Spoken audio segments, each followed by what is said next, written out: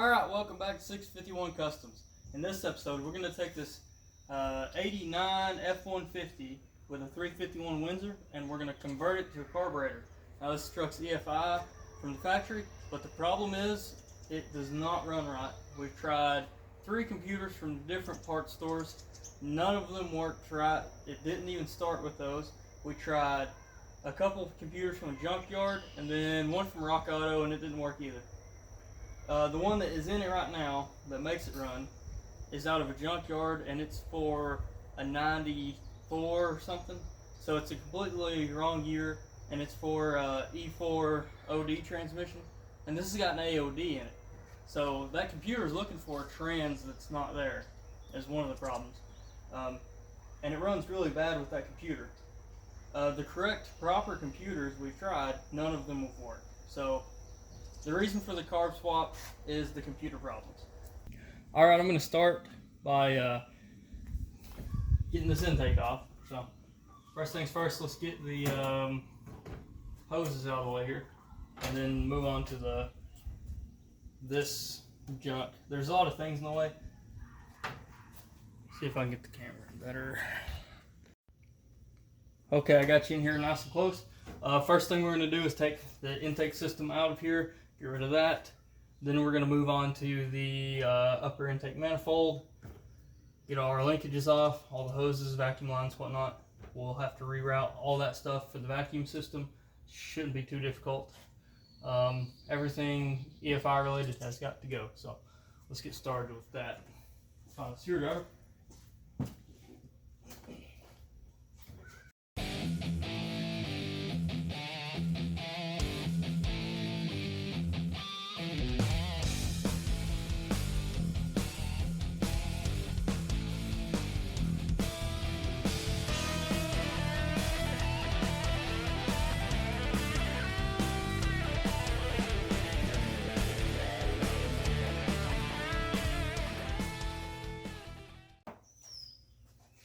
Alright, looks cleaner already. Let's keep going. Get my fuel gauge disconnected here. Had a fuel gauge hooked up to it. We were having fuel pressure issues, which led to the reservoir being bad for the dual tank switch valve. I've got a new one. I haven't put it in yet, but I will when I get to the fuel system. But for now, we're just going to take all the EFI stuff off. Because even when the fuel system was working, it was still having that rough running, rich condition. But I'm going to keep going here, take everything apart.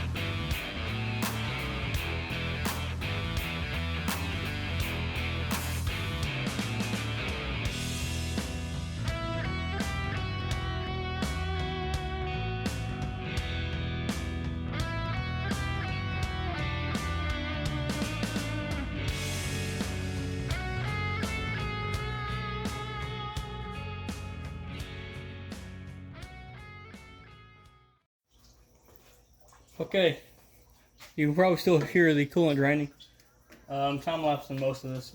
So that center bolt in the manifold, there's a split between the runners, and you need a T30 Torx bit. 1/4 inch drive. So let's get that out real quick. What I did is I put some Teflon tape inside the socket there and shoved the driver in to hold it, and it's pretty good.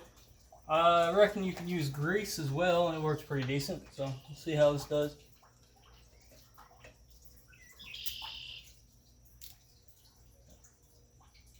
Okay, T30 feels really loose in that.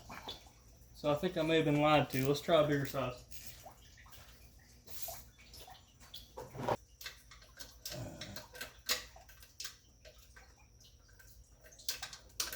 Okay. So you can't get a 3/8 drive down into it. So we'll go back to the 30 and see if I can make that work. It seemed like it wanted to, but I don't want to strip it. So let's try.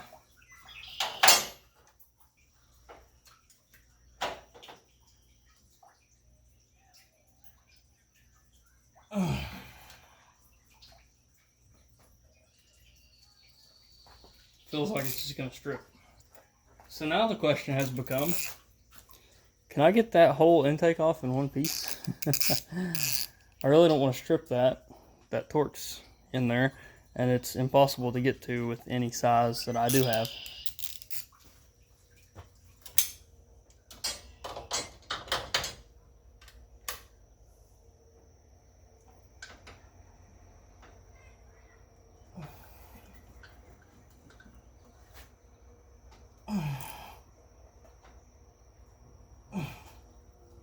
Wow.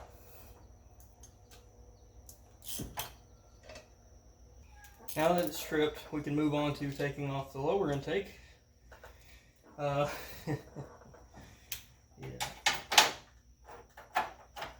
See what size those are.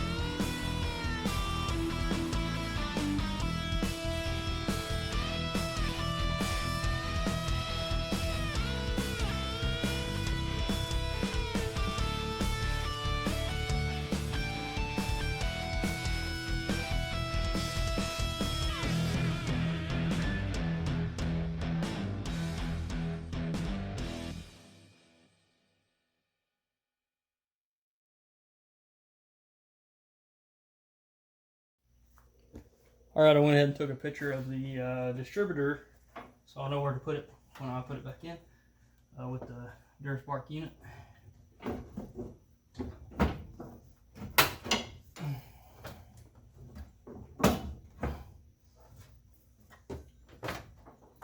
Something is attached back there and I'm not sure what it is.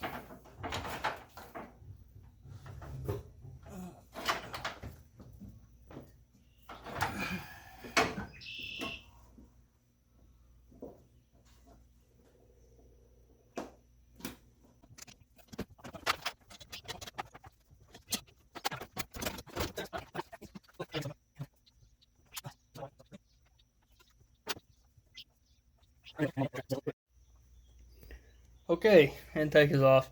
Vacuumed out the debris from removing it. Looks pretty good in there, huh? Not a lot of gunk build up. And there's a 351 casting, so yeah, it is indeed a 351. We definitely know for sure now. There was kind of a point where we were like, well, is it? But yeah, it is. So, all right, here's our intake.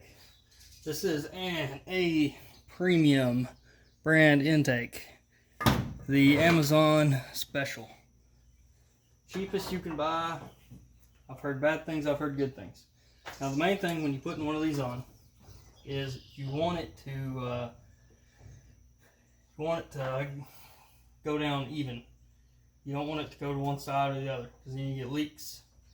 We don't want leaks. So the thing about tightening it down is that the bolts go straight in. So when you tighten one side, it's going to rock.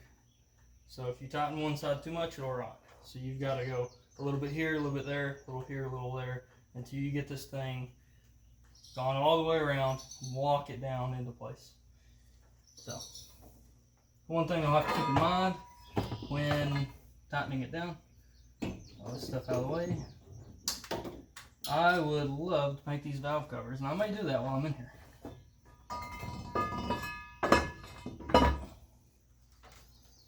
Alright. Oh yeah, look at that.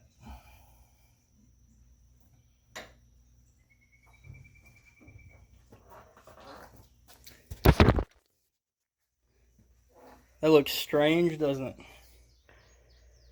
Some blue valve covers would look nice, huh? May have to fix that. See if we can get some degreaser on those things and paint them up a little bit. Make it look nice at least. Tape it off a little bit maybe. Not get too complicated. I still don't have the carb I'm going to use. Well, I may have a carb I'm going to use. I've got another one coming in. We'll just have to see which one is better, which one I like. Yeah. So our next step is glue this thing down, and then, well, I guess maybe paint the valve covers. So we'll get the valve covers painted, get this thing glued down, get it RTV'd down, and bolted in. Transfer all of our temp sensor and all that good stuff onto here. See what we need for our PCVs and other vacuum systems and whatnot, and have this done in no time. Alright, I got a fan turned on. Hopefully it's not too loud. Okay, it's a brand new day, so we're gonna get that intake bolted down, get the RTV on the channel walls, get the new gaskets on there, and start figuring out what we need to make a carburetor run this engine. Let's do it.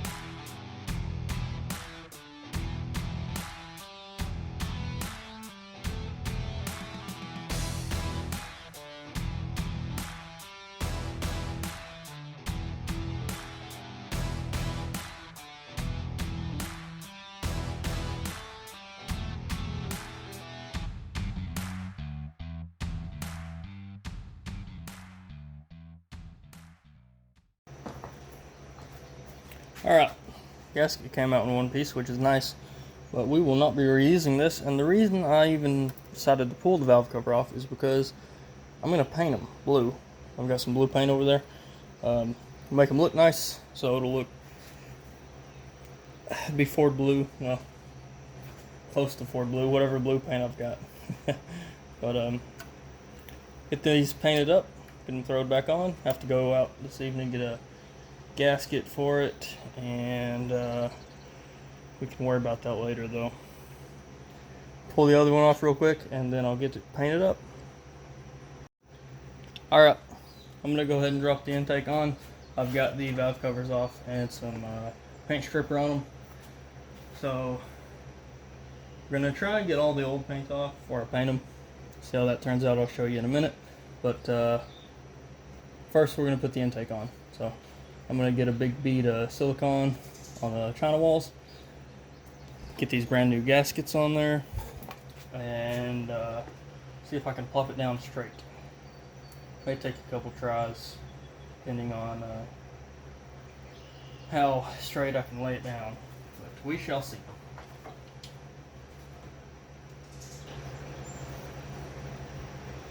Alright, got a pretty good sized bead going on there, so hopefully that will be thick enough. So while I'm at it, I'm going to put some more on the water ports here as well, just because I don't trust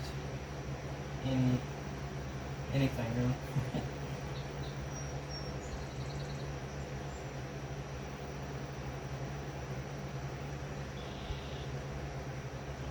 Being a Chinese intake, the installation is the most important part, because a lot of people say, oh, they're not machined right, oh, their ports don't match, and this and that and the other. Well, I want to make sure I get this on properly, so I definitely don't want any port mismatch or any issues like that. I think the reason people say these Syntex suck is because they don't install them properly. That's just my opinion. So let's see if we can get this one installed proper. Alright. Let's see if it really is garbage.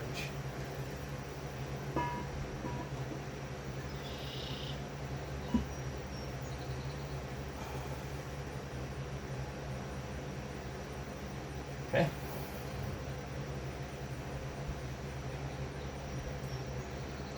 Got contact. It appears to be where it goes. Stick a bolt through it and see. Alright, the ends are a little bit, the Syntec's a little taller for the bolt holes, so I'm going to have to find some longer bolts for the ends, all the four corners of the intake. I should have that in stock, so we'll find something half an inch longer, and that should work for the ends. Okay, took a lunch break there. Get back into this. I think the first thing I'm going to do is see what else is left from the EFI stuff. Probably time lapse it. I'm just going to go through and see what's what and get rid of what I don't need, because I still see a couple things I want to just take out.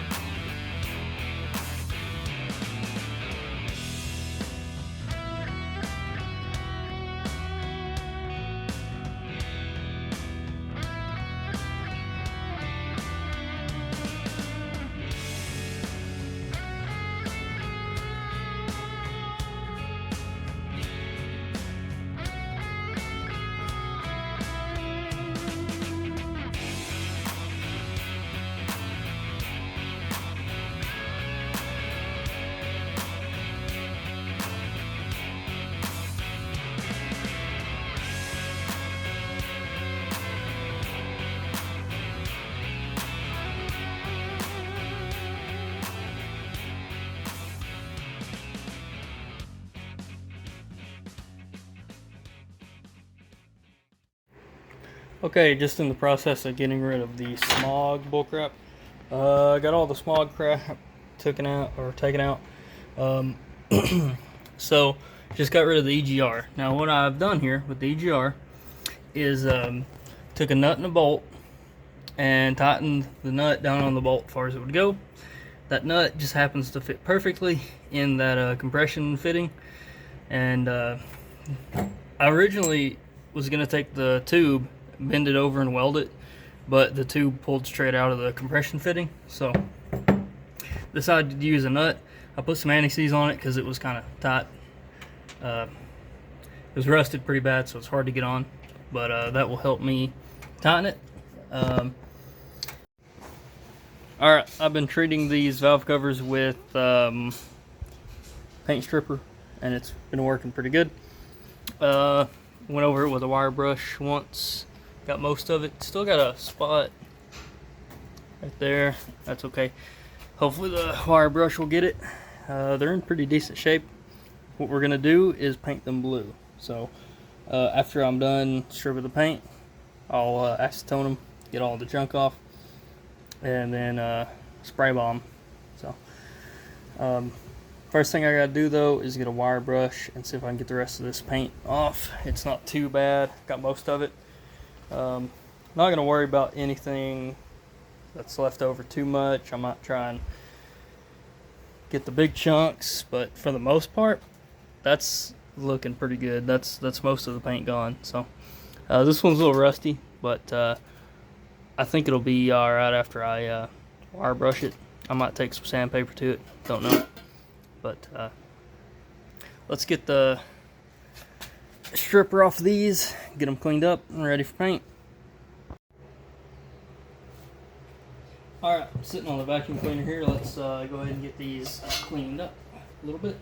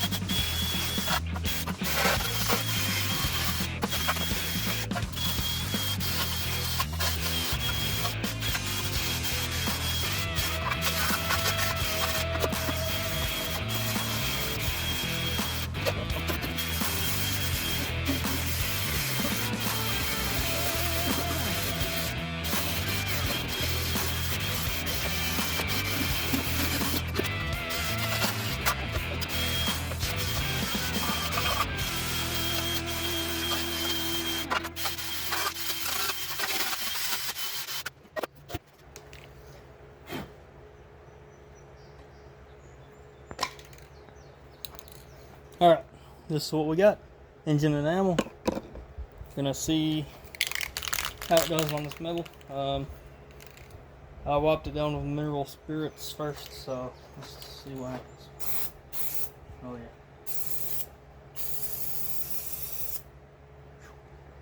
Goes on thick.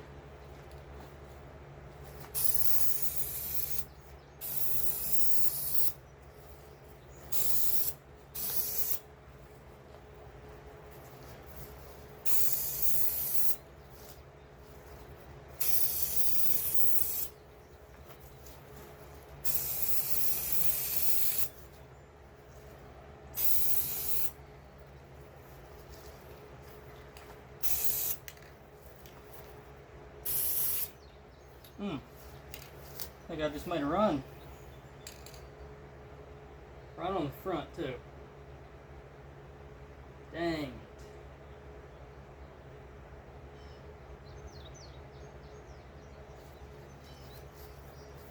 Maybe it won't be that noticeable.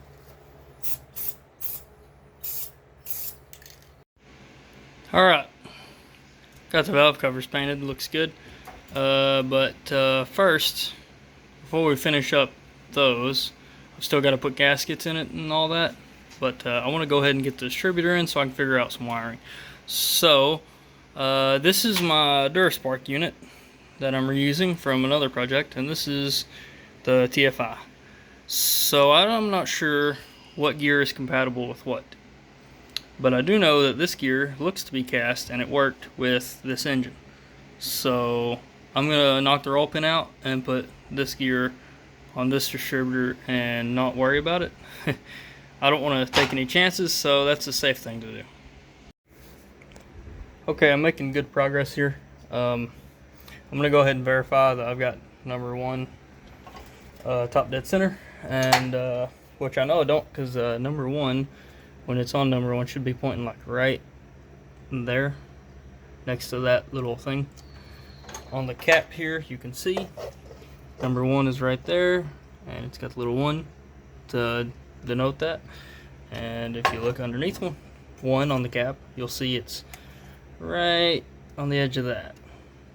So right there. So we're gonna verify that really quick. Make sure I got the distributor in right. I went ahead off camera and put in this little adapter, the temperature, and 2 little plugs in the back. And I used fuel rated Teflon tape because I don't want to have any leaks, and I don't want to have to worry about fuel or coolant or anything. That stuff's rated for, like, it's a lot better than the white stuff, so that should work pretty good. Also went ahead and made sure all the intake manifold bolts are tight. Everything looks good. So get the camera set up in a better position to record here, and get this thing set to number 1, and make sure the distributor is correct. I copied what the EFI distributor was on. When I took it out, I put this one back the same way, but this is Duraspark, and I don't know if it differs between HEI and Duraspark. I don't think so, but I'm going to verify it. So let's get the camera set up. Okay, that's a much better camera position, so let's get in here and take number 1 out and verify, just to make sure.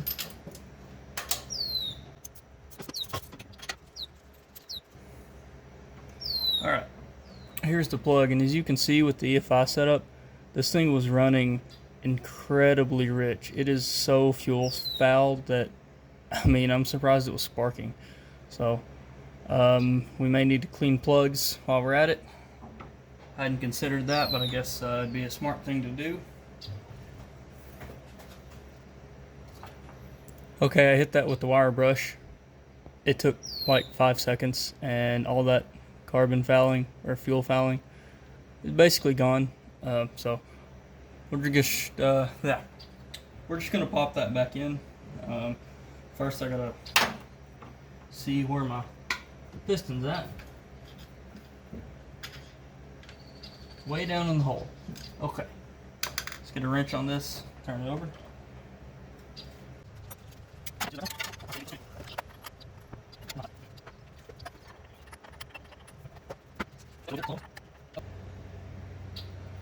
I really wish it was like dead on, like right there. That'd be. I may move it a tooth.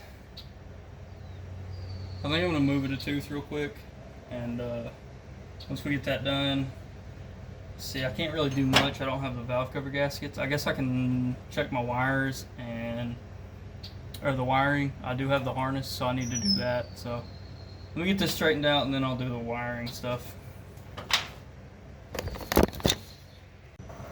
Okay, verified where top dead center is.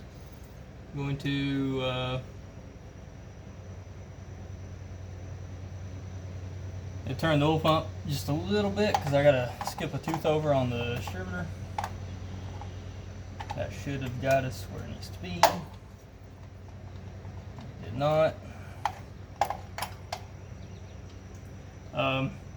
5/16 with a little tourney extension thing helps a lot for stuff like this.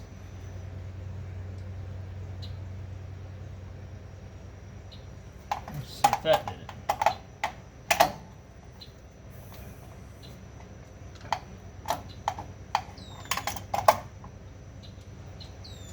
Eventually, I'll turn it in small enough increments that it lines up.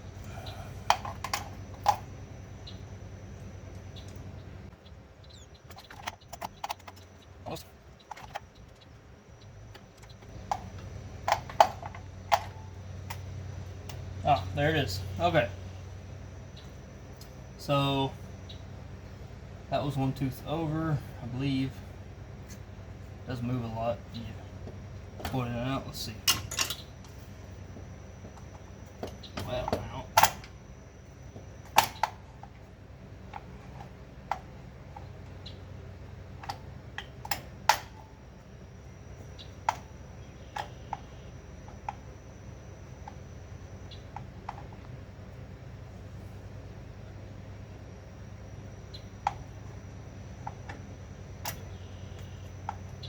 I think I skipped too far. I need to go back a tooth.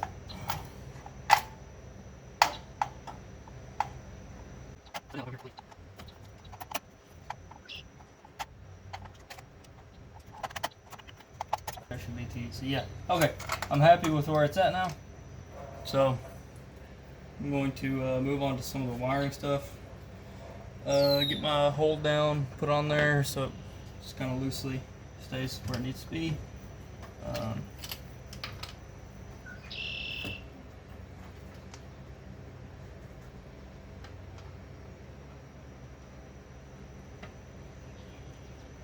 A lot easier with this distributor than it is the TFI.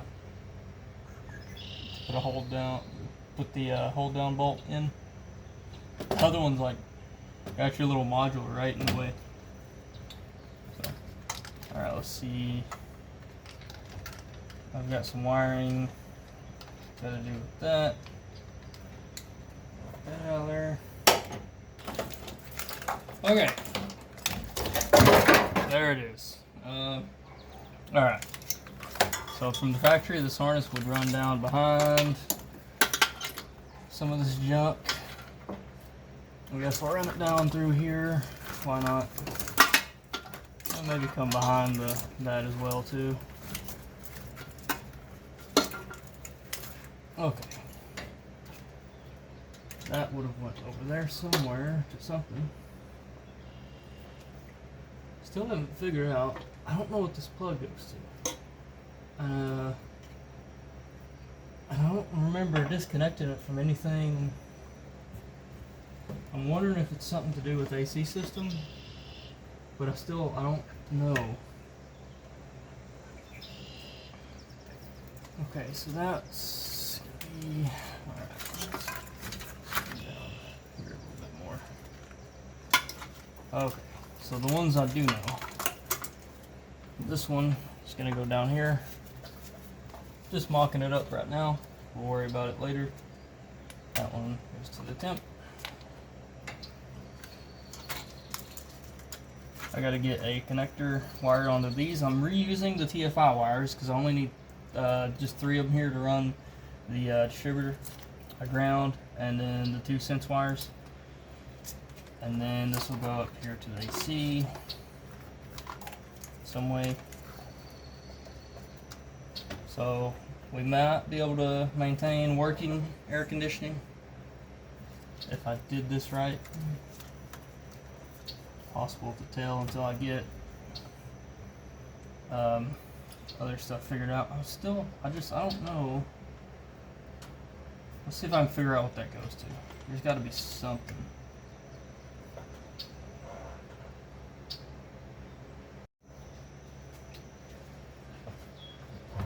Alright, trimming the harness down a little bit. Just deciding where's it gonna run, why does it go there, and what's that do? So let's see. This will be I think I'm gonna use it to run the electric choke because this circuit is turned on by the EEC relay, and that in turn turns on the fuel pump relay, so I will run power coming off the fuel pump relay. Let's see, do I need to run power from the fuel pump relay, or do I need to run it from the EEC? Would it make more sense to run it off the EEC? So the question I'm asking is, what do I want to power my ignition system off of? Fuel pump relay or the EEC relay? So which one makes more sense? Let's see what I've got here. I've got one over here labeled as the cool, which would come off of, let's see. So that's cool positive. Alright, got it. So I'll be running my ignition system off of the white and blue wire that comes off of the EC, so that's good, that's right. But I believe that's also the trigger wire for the EC, and it would most likely be ideal to have that after, but it doesn't matter that much, I don't think. Let's see. So it doesn't really matter. Either way, I'll be getting a signal. I really need to turn the key on and see what gets power, where and when and why. I think I understand it, but it's a difficult system to fully grasp at one time. And of course I took the hard road and decided to strip all the ECM stuff out. So, which that's fine, that shouldn't be a problem. I'm going to go ahead and label this as my label that as my electric choke, so I don't forget it. Get some tape and do that real quick. Alright, choke with little plus sign, choke positive, so that's good. Cut the rest of these wires out here.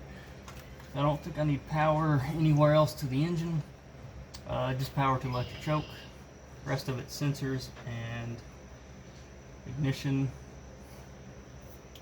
Another big question is, where am I going to run my cool at?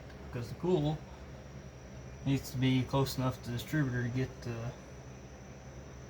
for the wire to reach it, number one. And I don't know if I have a long enough wire for the cool, so we may have to figure something out for that later on. But for now, we'll just go ahead and get this trimmed. Thinking about 100 things at one time and trying to work on one thing at a time is difficult.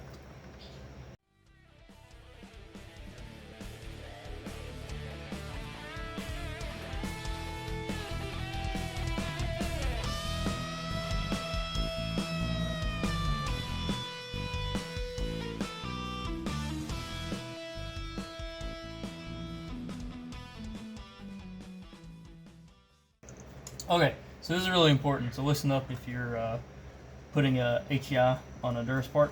I'll show how you do it really quick. So in my case, I've got an orange wire, purple wire, and a black for ground. So your orange wire will go to the G. So orange goes to G on your HEI. Purple wire will go to W. So purple to W on your HEI module. And then the ground, which is it'll be the top wire. It's also purple in this harness, but that doesn't really matter. You'll connect that one to one of the screws on the HEI unit, your module, because you want it to be grounded out to itself, or distributor to module. And then the next thing you'll need is the cool. So you hook your cool positive here, and then you hook the key power, I believe, goes to the B terminal. I'll have to look it up and make sure, but there's a lot of information out there on how to do it, and I may throw a picture up in the video here somewhere to show that. It's not hard to do.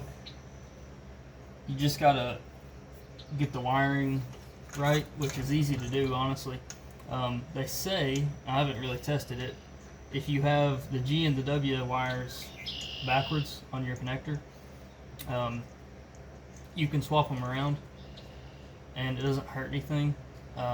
Some say you'll get a hotter spark, or if you've got it backwards, you flip it, and if you have a rough running or something, or something's not right, you can flip them around and it'll fix it. So I've got it labeled like this, and that's the bottom two on the harness. So we'll get that hooked up, and I'm gonna go ahead and do some wiring here, just time lapse it, I guess.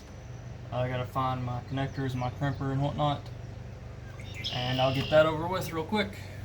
and I'll see you when it's done.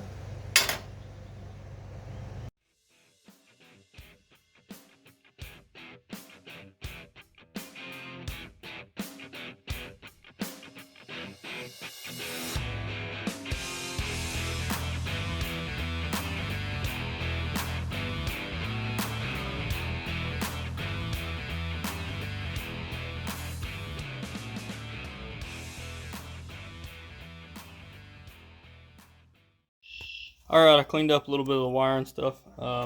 Still not done with the wiring. I have decided to use the TFI Cool. They say it works. Right now I've just got everything kind of mocked up so I know what's what. Not really sure how I feel about that air cleaner. It's pretty small. Smaller than I expected, but I didn't look at the size when I ordered it, but that's okay. I might use it for something else. But I went ahead and got the heater hose lines. I'm waiting on a thermostat gasket and valve cover gaskets, so still got to do those, but parts won't be here till 2 days, so this video is going to take a minute to get out, but it should be a good one. Next thing I'm going to do is move on to, after I get the wiring done, got to move on to fuel system, so we'll do that next. Alright, I just got done doing some wiring. A lot of very weird stuff going on here, but I think it's going to work. I need to, I don't want to spin it over until I get my valve cover gaskets and thermostat gasket and stuff, and that's supposed to be here today, so hopefully we can do that this evening. But I need to spin it over because I need to test for spark, and I attempted to turn the distributor back and forth to see if I could get it to spark, and it's not doing it, but it could just be because it needs more RPM than just that kind of thing. But this is what I've got, and I know it'll work. The only thing I'm worried about is if that E-Cool or TFI Cool will work with HEI. I've read that it will, but I still I haven't seen it work, so when it works, then I'll know. But so what I've got, I got my distributor wired up, got my cool wired up. I got it all coming over to here, and I'm pretty proud of how this turned out. So this is an HEI module mounted on an aluminum plate on the fender, and I've got it wired over here to distributor. So those two go to the distributor, and this is the factory wiring that would have been used for the TFI ignition that was in the truck. Picked a random wire for the ground, tied in that ground. That way everything's all connected and shielded and whatever proper. So that's my signal wires from the distributor telling it when to spark, and then that is cool positive, and then that's cool negative. So that should be all you need for this to work. I'm pretty proud of how my plate turned out. I mean, it's pretty solid. I just drilled holes, screwed these little sheet metal screws in to kind of thread the holes. Screwed them in and out a couple times till I had good threads, and got it mounted. That turned out pretty good. I'm happy with that. I've still got to finish up my wiring, but it's just covering all the wires now. So next step will be putting the gaskets on. Okay, really quick before I do these gaskets, I just thought of something else. The fuel system. I'm not sure if it's going to work. Well, I know it'll work, I just don't know how well it's going to work. So currently what I've got at the fuel tank selector valve, I've got factory lines going into it from both tanks, and then coming out of it, the feed line, I've got that set up to a 3/8. How do I say the words? So I've got just a regular 3/8 fuel hose coming out of the tank selector valve, and I used a fuel injection clamp to hold it onto that because there's no barbs on that fitting. And then it just goes to a carb fuel pump and then up to here with another line. So it's simple. It should work. I think the tank selecting function should keep working because it's all factory from like the selector back, and then after the selector it's just a carb fuel pump. So the return line, all I did for that is take a vacuum cap and a hose clamp and just capped it off at the fuel tank selector. So that shouldn't cause any issues. I don't think it can, because there's no pressure on the return, so it can't just fly off, and there's no, I mean, if anything, there might be a vacuum on it. Maybe, I'm not sure. No, the tank's vented. It's got a charcoal canister, so it should just be able to suck fuel out of it as it needs.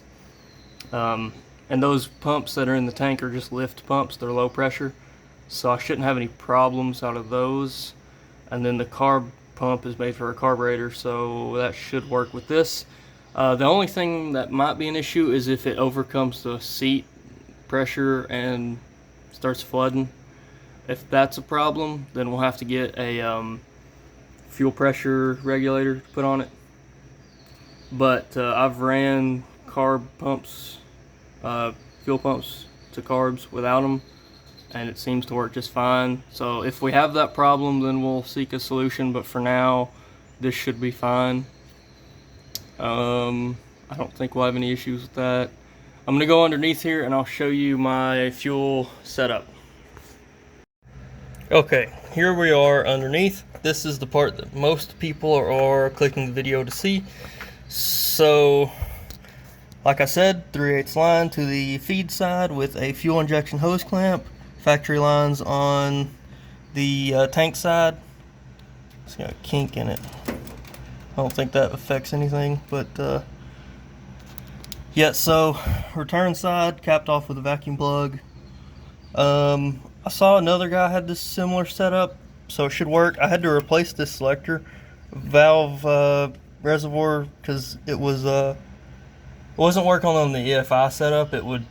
I would randomly lose fuel pressure, and it's got new pumps in the tank. It's got new tanks. It's got new everything except for the lines going to the tanks are brand new, and I seriously doubt the lines are bad. I mean, it's possible, but it's very unlikely. Everything in front of this is new now, but it did have a new high pressure pump. This truck had a lot of new parts on it, and that's why we did the carb swap, because they tried everything in the world to make this thing run right with the EFI setup, and nothing worked. So move over here to the fuel pump, and that's my fuel pump setup. It's nothing special, just spade connectors. Well, let's see, spade connectors onto the factory lines. It seems to work pretty good. I may try and zip tie those up somewhere or something. I need to solid mount the pump, but for testing purposes it's just hanging out. It's not like it can go anywhere, but still need to tie that down somehow. I just used the I guess compression style clamps. Nothing special about that, just same thing on this side. Filter in the pump. This pump came with that little filter, so that's pretty nice to have. I don't have the factory fuel filter set up in it.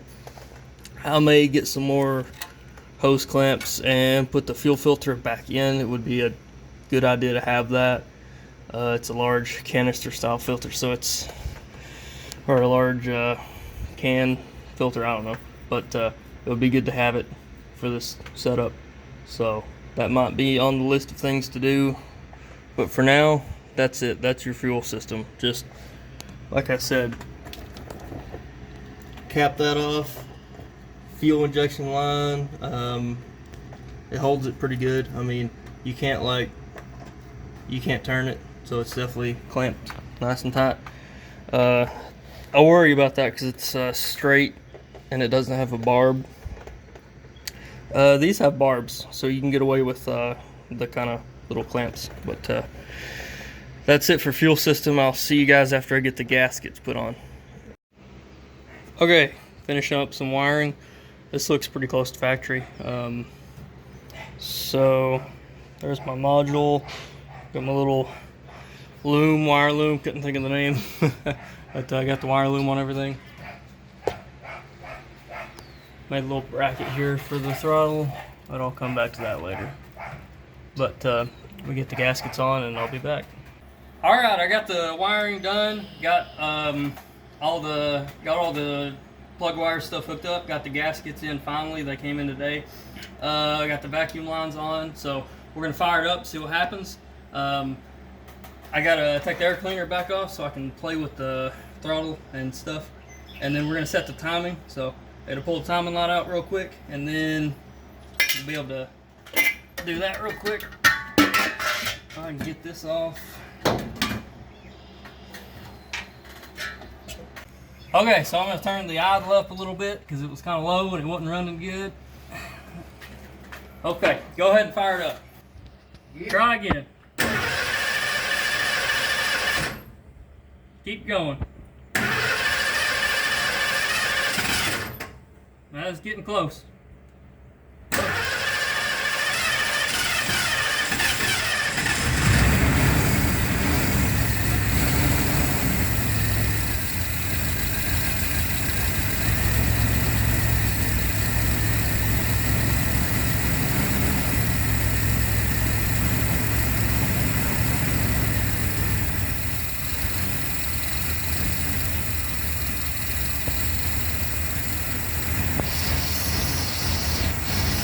Never set my screws in there. I need to set them real quick.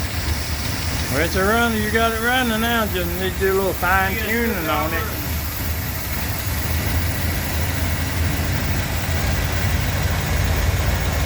Oh, it's moving out now. There we go. That sounds good. Get a timing light on it real quick, and then we'll play with the mixture screws. See if I can even see the mark on the balancer there.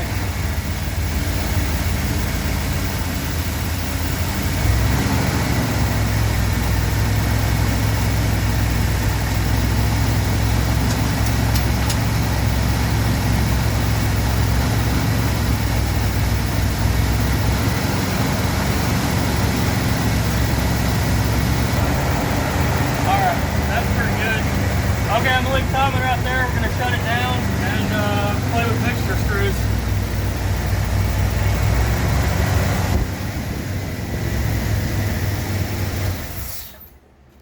Okay, I don't know why it's missing like that. That's weird. I think they're cool because I know my module's good. Right. Go ahead and take that. Yeah. Okay, I get these mixture screws turned in. The rule of thumb on that, I believe, is in all the way and then out 1.5 when you rebuild a carb, and I completely skipped that step, so we'll get that done, and then I'll come back when we've got it tuned better. Okay, we had it running pretty good there for a minute, but it's having a fuel problem. So the in-tank pumps on these trucks are rated to run with a carburetor because apparently the part numbers or whatever switches out with the carb trucks of the era. Allegedly, it's all the same. However, we're having problems where it's not getting constant fuel pressure. When I had the carb pump hooked up, the aftermarket pump, the clicky-clack pump hooked up to it, it would get pulses of fuel pressure. Like it would get a little bit and then it would suck up all that fuel and then nothing. Then it would get some fuel, suck it up, and then a bubble again. So after it did that a couple times, I was like, well, what if I take that off? So I took it off, replaced it with just the filter. So now it's running on in-tank pumps and filter. Now those pumps, like I said, supposedly run with carb engines just fine. In my situation, it's not working out at all. Like, I don't even have fuel pressure at all when I turn on the relay. I hear the pump running, no fuel pressure. No fuel gets up to the carb.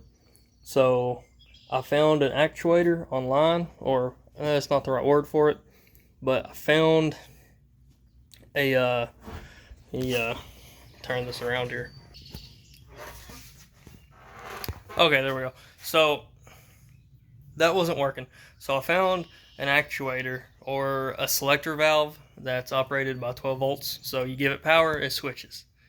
So I'm gonna take all the EFI stuff out. I'm going to get rid of the original tank selector, which was a analog style. It would just operate on which one gets pressure. It would switch to the one that's getting pressure. So we'll put the powered tank selector in there. That way it can you give it power, it'll switch tanks, right? So what I'll do is take the tanks out of this thing, drop them down, pull the pumps out, and put a straw going to the bottom of the tank in there, and then that way it's just a straight line all the way to the selector valve.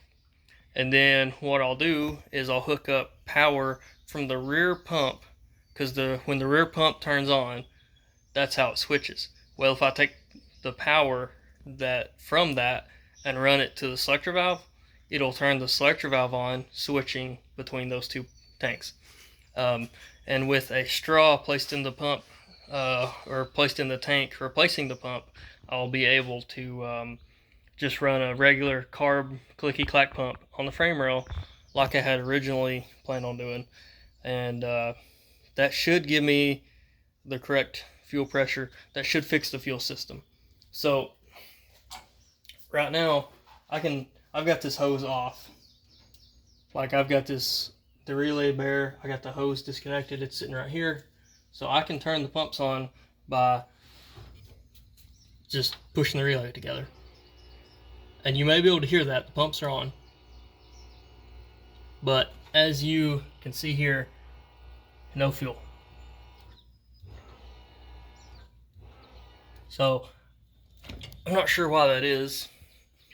But so what we're going to do, like I said, we'll take the pumps out, put a straw in there to replace them, get the powered tank selector valve, hook that up, simplify this fuel system by a lot. I mean, it's very complicated, but I'll do a recap video when I'm done and talk about what it took to switch this over to a carb. But for now, we're gonna order some parts. When they come in, I'll film the process of installing, or maybe not film it, but I'll film. Probably come back to you when I've got the tanks dropped and I'm doing the straws on the fuel pump assemblies and replacing the pump assemblies. So I'll see you all then.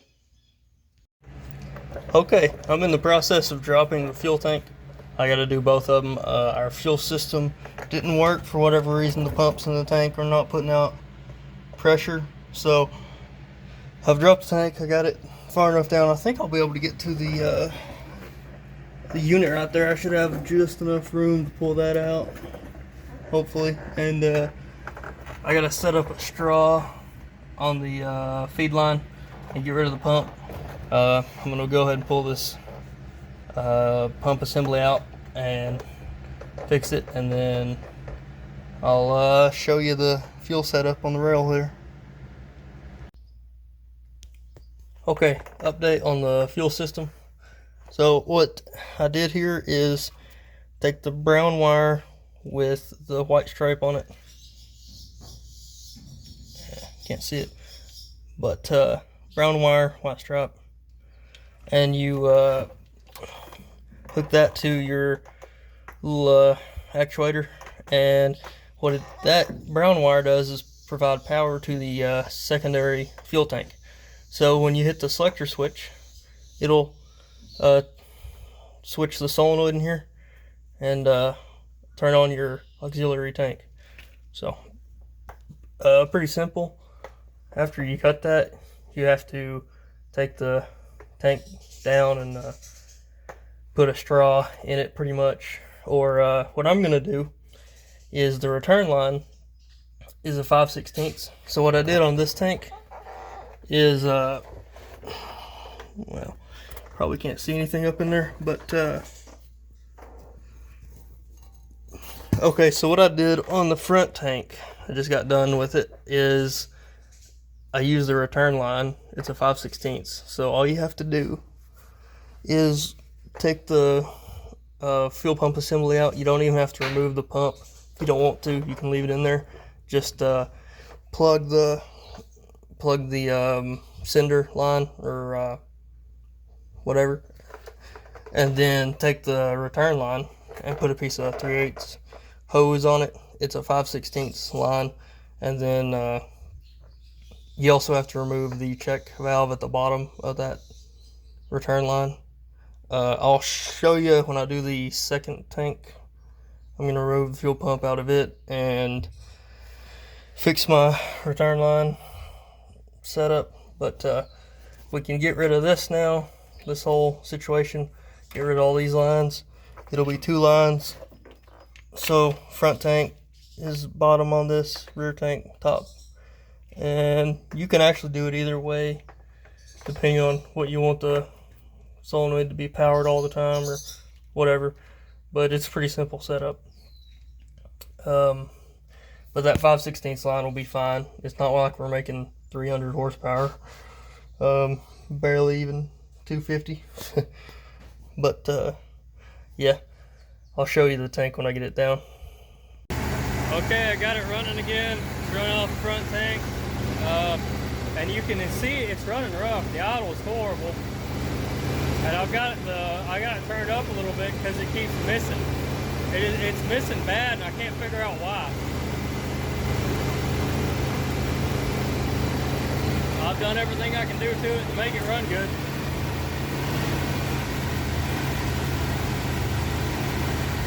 I don't get the idle problem. I don't understand why it's idling so bad. It's got to be valves or something engine related, because I've changed everything possible to change. There's nothing left.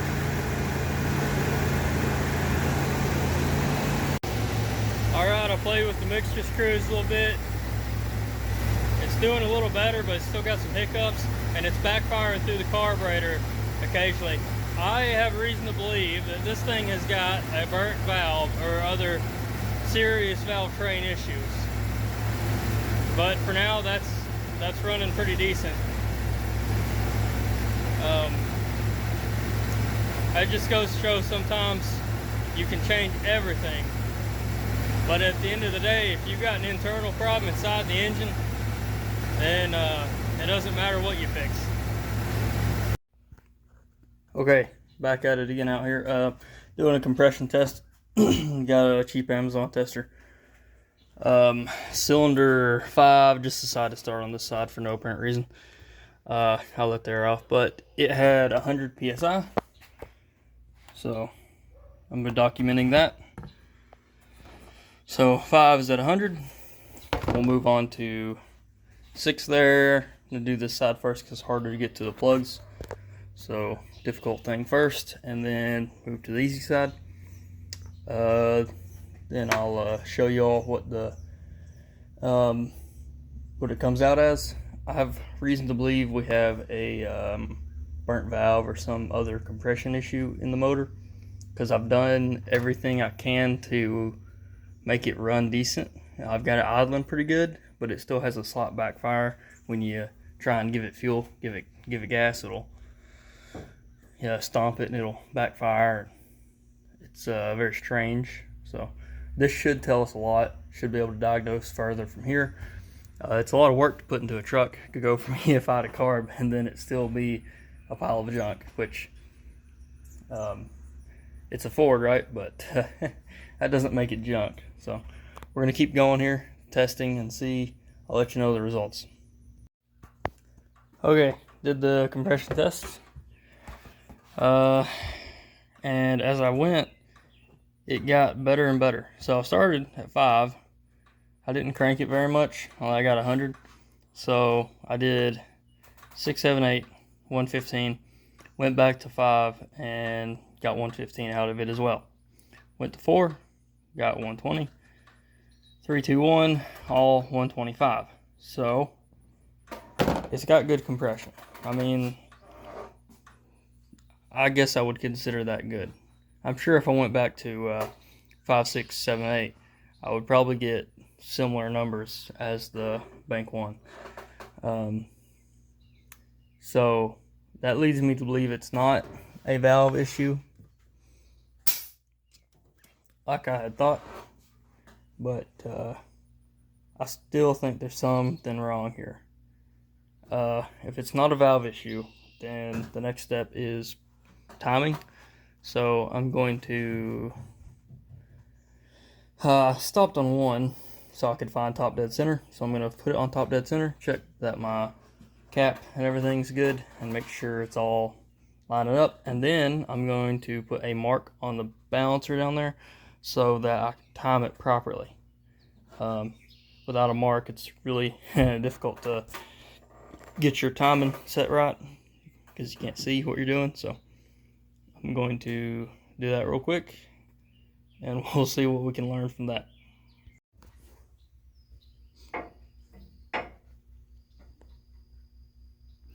Okay, there we go. Should be able to see that pretty good. I got a little mark on the balancer. I used chalk because that is what I had.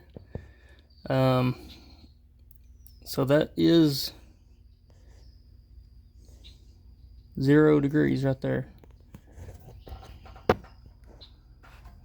Let's see if I can.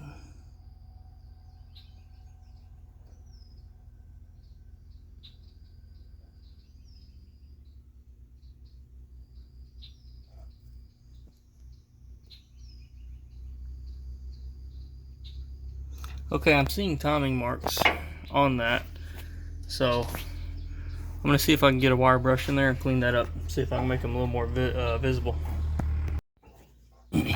Alright, I think I've got something going here. Let's see. Well, would you look at that? That is timing marks. So, our balancer is correct. And that is E8. 88, but this is 89, so makes sense. See if I can get some chalk on that. I don't know if I can film it, there's no angle. You know what, that worked pretty good actually. Yeah, that's pretty good. Okay, so now we know.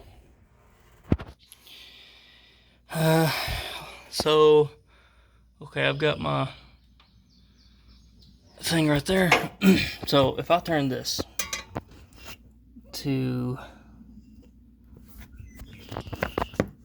see, I wonder, I got a 20 and a 30. That doesn't seem like much turning, I guess. Alright, see if I can go back a little bit on that thing. I'm going to see if I can do that to the rest of this so I can see where the 0 mark is and all that stuff, and I'll be able to make sure my distributor is timed to like 15. So let's do that. Okay, I did a little bit of cleaning, and you can see 0 there.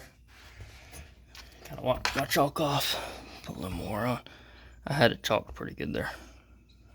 I'm gonna turn it back a little bit now and get it set on 15 or so. That should be pretty good for this motor. For the advance or initial,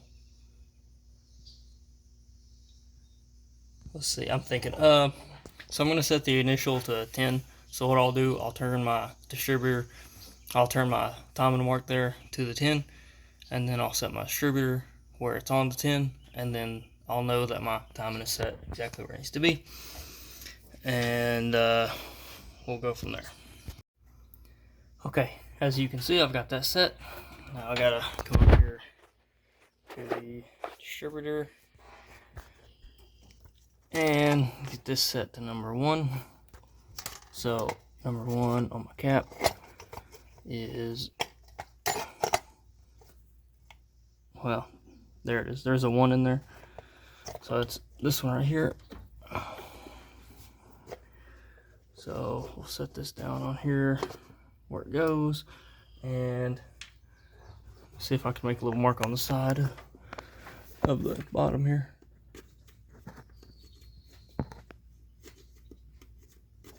Okay, that should be good enough.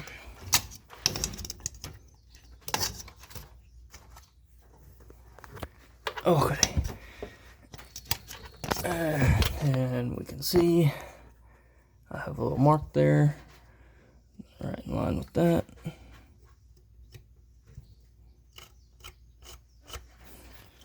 Okay.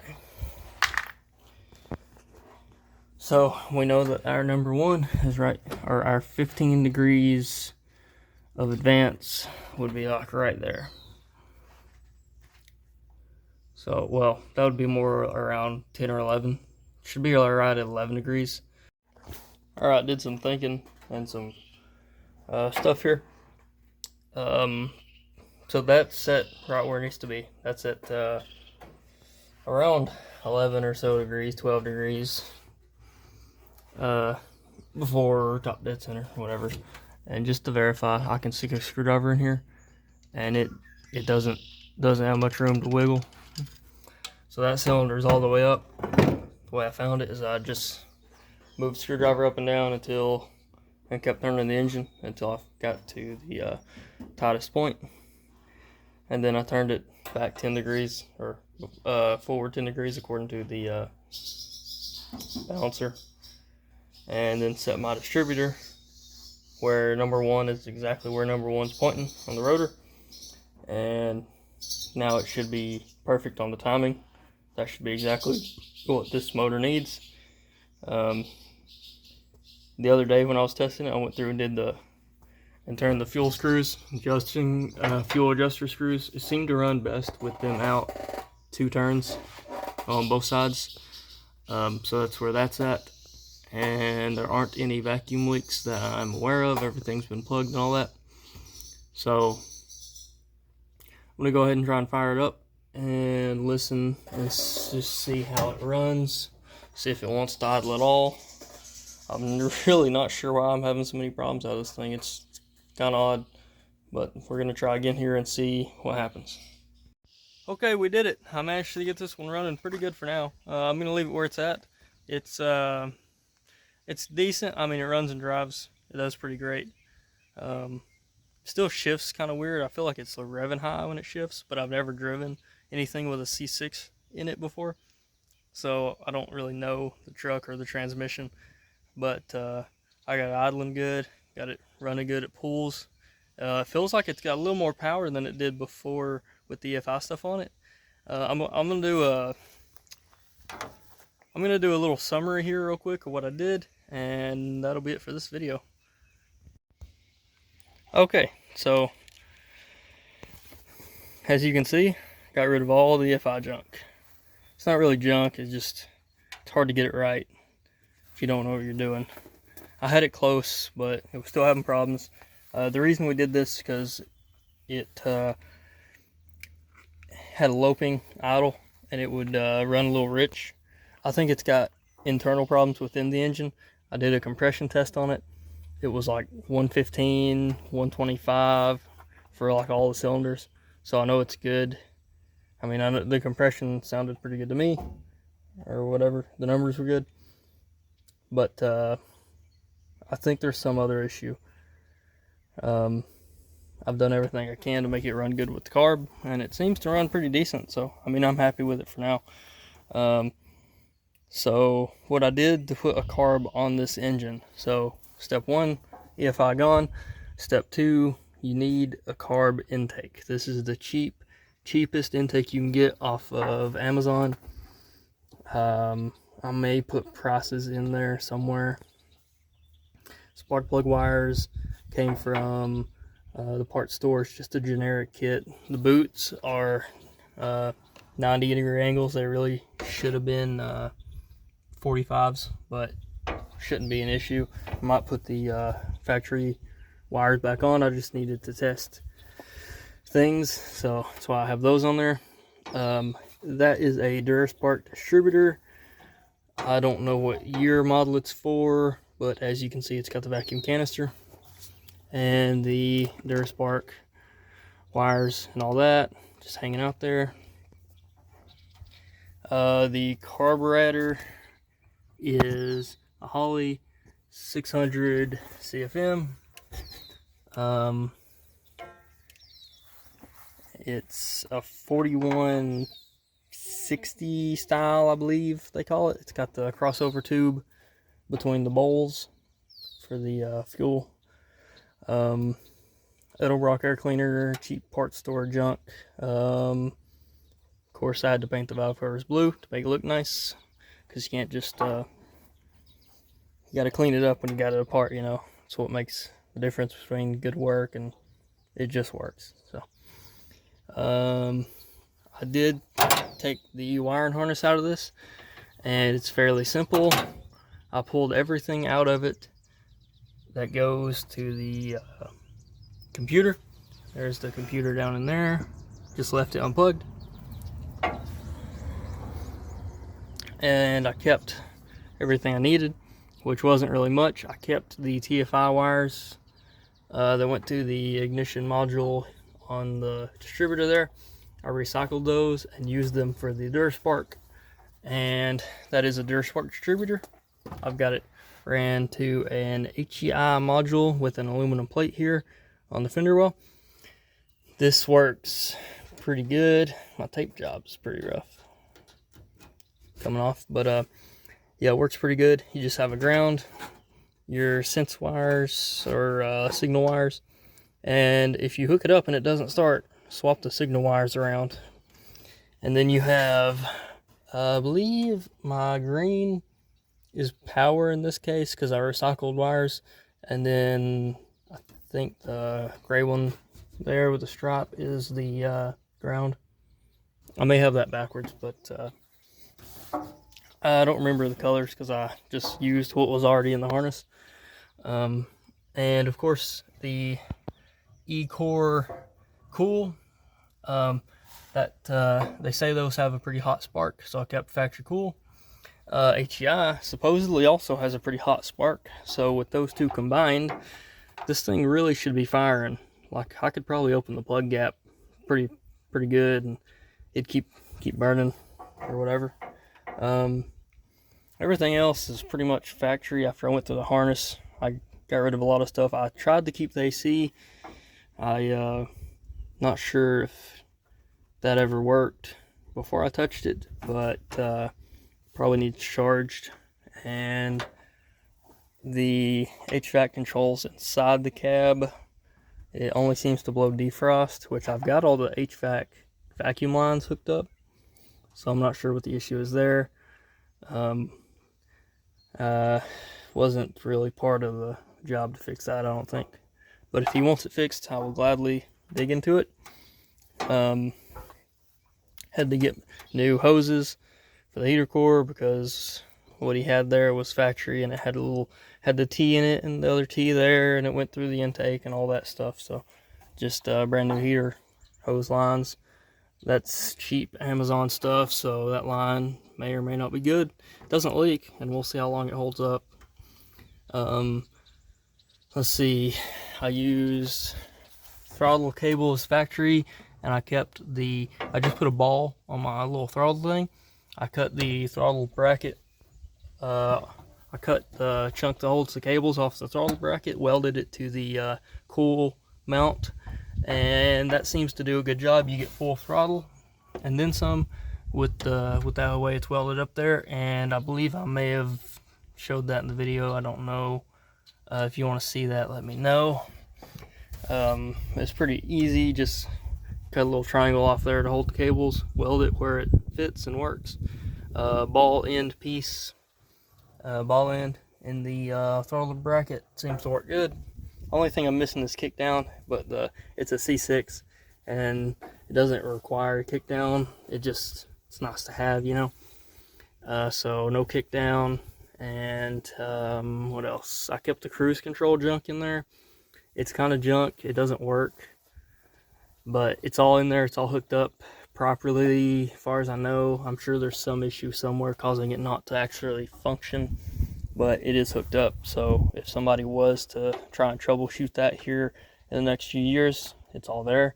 The AC system's all there, so if somebody wanted that to work, they probably could very easily replace some hoses, charger system, whatnot, would probably work. Fuel system, that's next. So 3/8 line, I've got this ran way over here out of the way, and it goes down. You can't see anything. Maybe the factory fuel filter down there showed that electronic actuator that I'm using. So when I turn on the rear tank, instead of sending power to the fuel pump back there, it just sends power to the actuator, and it switches between the tanks in that way. And I've got my 3/8 hoses ran to the 5/16 return line in the tank. The reason I ran my hoses to the return line is because the sending line coming out of the tank had the pump on it, and it's not long enough. So 5/16 is good enough for like 250 horsepower, and this thing probably makes barely any of that. So 5/16 size line coming out of the tanks will be just fine. And then I plugged the sending line, so I'm sucking fuel up through the return line straw, which does go to the bottom of the tank. If I were to use the sending line, it doesn't go to the bottom where I took the pump out. So that is the reason for that. And what else? Luckily the tanks were empty, so I was able to very easily just drop them down, pull the tanks out, take pups off, plug lines, and fix it the way I needed. I had to take a little check valve off the return line so it would suck instead of blow or whatever. Killed the battery multiple times in this whole experience because I kept leaving the cool and stuff on, but apparently HEI doesn't care like points does. So charge the battery up and check the alternator. Everything's good, everything's working in that way. I think that's it. That's all I can think of. I got rid of the air box, of course, got rid of the vacuum canister, the smog stuff. What I did for the smog, I'll show this real quick because nobody really knows how to plug that. But as you can see, the front of the exhaust manifold there has a smog pipe coming out, and I took that compression fitting out because the line broke. I was going to just weld it, but I tightened the bolt down in there with the right size head, a flange headed bolt, and tightened it down into the compression fitting and screwed it in. Seems to work pretty good there. And then back here toward the back of the engine, as you can see, it's got that crossover tube for the smog, and I took a bolt, a couple washers, tightened it down on the fitting. It did have that canister and it broke off, so I just tightened it down on there. It's easy to break that thing off. I accidentally broke it. I was gonna just weld something up, but putting a bolt through it was easy enough, and then tighten that down so no exhaust leaks inside of the engine bay. So I guess that's it for now. That's all I can think of. Hopefully he's happy with it. I'm pretty happy with it. It turned out nice. It looks nice. If nothing else, it is a good looking engine bay without all the junk in there and all the little bit of chrome and some Ford blue. So I guess that's it for this video. Okay, if you watched all the way, thanks for watching. This has been a pretty interesting experience. I didn't think I would ever be doing one of these swaps, but it was kind of fun. I learned a lot. But like I said, that's it for this video. Don't forget to like, share, and subscribe, and we'll see you guys in the next one. Okay, one more thing I forgot. I didn't even start it up and let it run. I did take the fuel pump relay out because it needs a new one, but I'll fire it up real quick, see if it still starts. There it is. Acts like the battery's a little low there, or it was flooded or something, but as you can hear, it runs. Revs up pretty good. No tach, unfortunately. Low pressure is good, so there you go. Battery's charging. It may just have a low battery because it was dead and I did charge it overnight. But that'll be it for now. So here you go. It runs. We successfully did it.